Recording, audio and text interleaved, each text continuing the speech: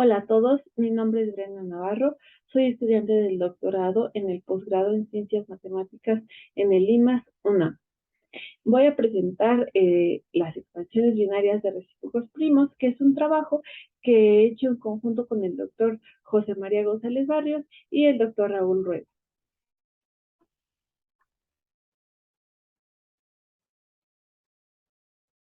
Nosotros trabajamos con las expansiones binarias de números entre 0 y 1. Nuestro objetivo es usar estas expansiones para ser capaces de encontrar nuevos resultados acerca de números primos. Y bueno, para este propósito lo que hacemos es trabajar con las expansiones binarias de los inversos de números primos. Vamos a presentar algunas definiciones básicas, resultados, y vamos a concluir con una conclusión.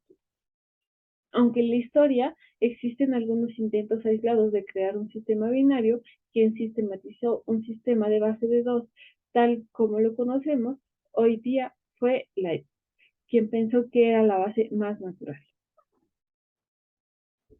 Entonces, el primer lema que presentamos inicia diciendo que si tenemos a Q un número racional en el intervalo unitario 0,1, entonces es bien conocido que la expansión binaria del número Q es dada de la siguiente forma: 0. Todo esto, donde la 1, A2, BM, todos estos o son ceros o son unos. Esta de aquí, esta parte de aquí puede o no puede existir, y esa parte es la parte periódica, la que se repite.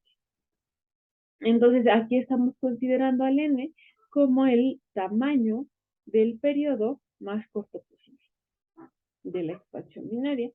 Y entonces el lema dice que si m es 0, es decir, que si esta parte de aquí no existe y n es mayor que 1, entonces vamos a poder escribir a q, a nuestro racional, como una fracción de esta forma de k sobre 2 a la n menos 1, donde el k es un entero entre 1 y 2 a la n menos 2.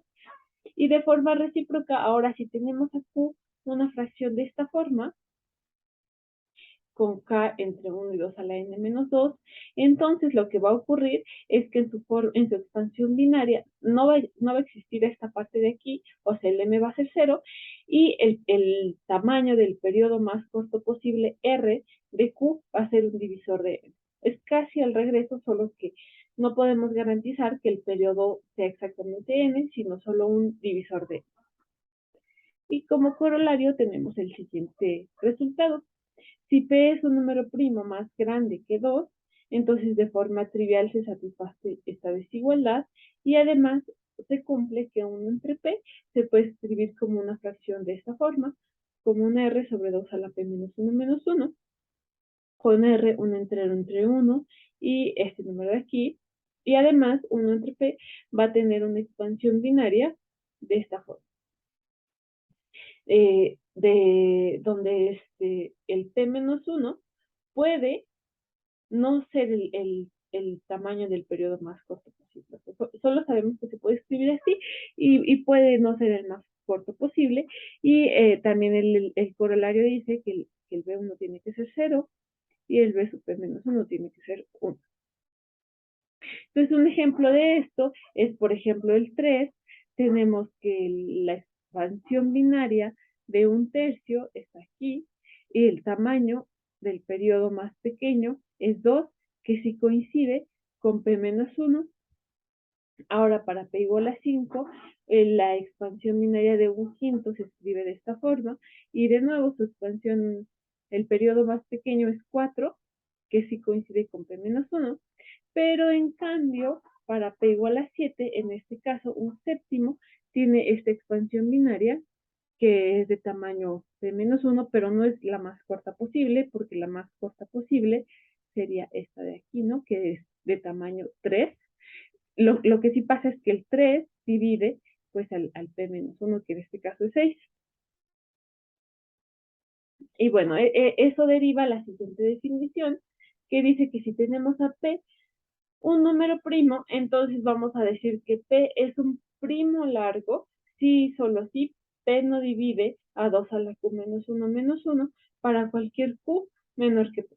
Y en cualquier otro caso vamos a decir que P es un primo corto. Por ejemplo, en el ejemplo anterior, para P igual a 3 y P igual a 5, ambos son primos largos, pero P igual a 7 es un primo corto, pues sabemos que el periodo de 1 entre 7 es tamaño 3, entonces por el lema 1 entre 7, se va a poder escribir como un R sobre 2 a la 3 menos 1.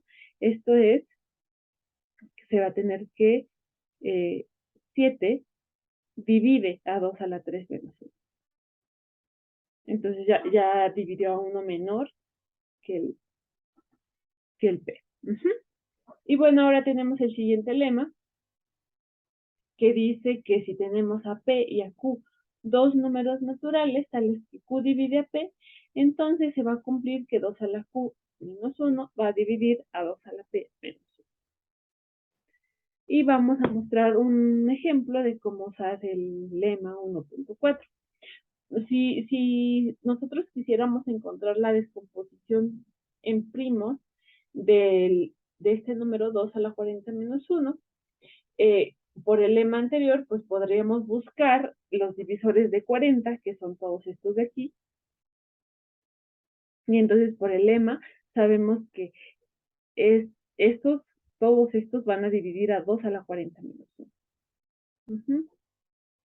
Y entonces, usando una tabla que está más adelante, podemos observar que todos los divisores primos de estos de aquí, de todos estos, son exactamente el 3, el 5, el 31, el 17, el 11 y el 41. Entonces, una forma de encontrar los divisores primos de 2 a la 40 menos 1 es ir dividiendo entre todos. Sabemos que todos estos primos van a dividir a 2 a la 40 menos 1. Entonces, ir dividiendo entre cada uno de estos el número de veces necesarias hasta que ya no deje de ser divisible, ¿no? Y así ir descartando a todos estos y encontrar los nuevos elementos en la descomposición en primos de este número.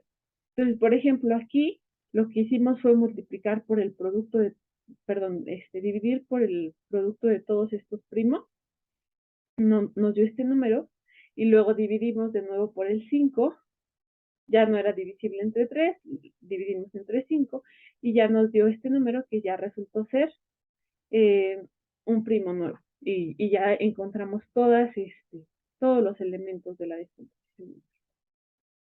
Y bueno, nosotros queremos que para cualquier número natural n exista un número primo p tal que 1 entre p tenga una expansión binaria de tamaño n. Y el primero, esto es cierto, y el primero en demostrarlo fue el matemático noruego Banks, lo hizo en 1886, y en 1892 alguien demostró un resultado más natural, que fue el profesor austríaco Sigmund. Y el teorema que presentamos es el de Zygmundi. El teorema dice que si A es estrictamente mayor que B, mayor o igual que 1, y son enteros coprimos, y además N es mayor o igual que 2, entonces va a existir un divisor primo P de A a la N menos B a la N, tal que P no divida a la K menos B a la K para cualquier K estrictamente menor que E. Y hay dos excepciones. La primera excepción es cuando n es 2 y a más b es una potencia de 2. Y la segunda excepción es cuando a es 2, b es 1 y n es 6.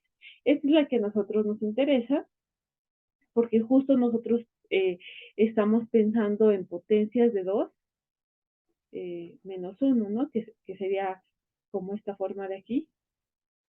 Entonces, lo que dice el teorema es que para cada n, bueno, la forma en la que nosotros nos sirve, que para cada n distinto de 6, existe un primo p que divide a 2 a la n menos 1 y p no divide a 2 a la k menos 1 para cualquier k menor que n, ¿no? Y bueno, a continuación viene una tabla. En esta tabla vamos encontrando las descomposiciones en primos de potencias de 2 menos 1 y subrayamos la primera vez que aparece el primo en esta tablita. Y luego también vamos a calcular la expansión binaria del inverso del primo, del nuevo que aparece, ¿no? Entonces, por ejemplo, aquí el 3 aparece por primera vez, porque no había ninguno antes, y vemos que su expansión binaria tiene un periodo de tamaño 2, que es justo este de aquí, ¿no? El 2. Luego aparece el 7 en el n igual a 3, y su expansión binaria tiene un tamaño 3, que es justo este de aquí. Aquí el 5 es el nuevo, 1 entre 5, tiene una expansión binaria de tamaño 4, que es este periodo, ¿no? Y así, bueno, aquí es la excepción que nos da el teorema de Zygmundi, que nos dice que para n igual a 6 no existe ninguno nuevo, y para todos los demás existe uno, y siempre el periodo del primo nuevo, bueno, del inverso del primo nuevo, va a ser exactamente este de aquí, ¿no? Aquí este tiene 3, 6, 7, ¿no? Siempre. Y esto de aquí lo que nos forma es un nuevo orden de considerar a los primos una nueva criba. Y entonces así, y bueno, aquí podemos observar que, por ejemplo, en 2 a la 11 menos 1, ya hay por primera vez dos primos nuevos, y aquí tenemos sus expansiones binarias de los recíprocos, que son ambas de tamaño 11.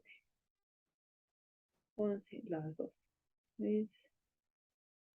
Ok, y bueno, continuamos. En la siguiente tabla ya no pusimos las expansiones binarias de los inversos de los primos nuevos, pero podemos observar que para n igual a 29 por primera vez ya hay tres primos nuevos, y aquí, bueno, aquí aparece 1, 1, 1, 1, y así, y bueno, en el 92 va a ser cuando aparezcan por primera vez cuatro primos nuevos. Y aquí hay una tablita que dice, pues, el n tal que 2 a la n menos 1 tiene por primera vez m primos nuevos, ¿no? Y podemos ver, bueno, aquí en 2 a la 2 hay un primo nuevo. Aquí en el 2 a la 11 menos 1 aparecieron dos primos nuevos por primera vez, y así nos seguimos. Y de la tabla podemos ver que estos números van creciendo y que cada vez hay más que tienen dos primos nuevos. Por ejemplo, aquí ya hay más que incluso los que tienen un primo nuevo. Aquí también ya hay más de los que tienen tres primos nuevos, y así, y incluso en la última fila nos damos cuenta que hay más de dos primos nuevos, tres primos nuevos, cuatro, incluso cinco primos nuevos que un primo nuevo, ¿no? Y la siguiente gráfica representa la tabla anterior, y aquí podemos ver cómo cada vez el 1 se va quedando más abajo y van creciendo los demás. Y bueno, tenemos la siguiente definición. La definición dice que si P y M son enteros positivos, entonces P es llamada un número antisimétrico de tamaño m si solo si el inverso del número tiene una expansión binaria de tamaño 2m, dada de esta forma, donde la 1 hasta la m son los ceros o unos, y el i gorrito es 1 menos i para cualquier i entre 1 y m. Entonces, a continuación, se muestra una tabla que nos da la expansión binaria de los primeros 10 primos antisimétricos. Ajá, entonces aquí esta es la m de la definición, o sea que aquí todos estos tienen periodo 2m, ¿no? Que el primero es un tercio, tiene periodo 2, este tiene periodo 4, que es un quinto, y se ve cómo son antisimétricos, hasta el 683, que tiene periodo de tamaño 2 por 11, que es 22, ¿no? Y esta es su expansión antisimétrica. Y nosotros demostramos este lema que dice que si P es un número primo, entonces si el inverso del primo tiene esta expansión binaria con m par, entonces siempre va a ser un número antisimétrico de tamaño m medios. Y finalmente tenemos la siguiente conjetura, que dice que para cualquier m en los naturales va a existir un n en los naturales, tal que el número de primos nuevos divisores de 2 a la n-1 van a ser exactamente m. Muchas gracias por su atención.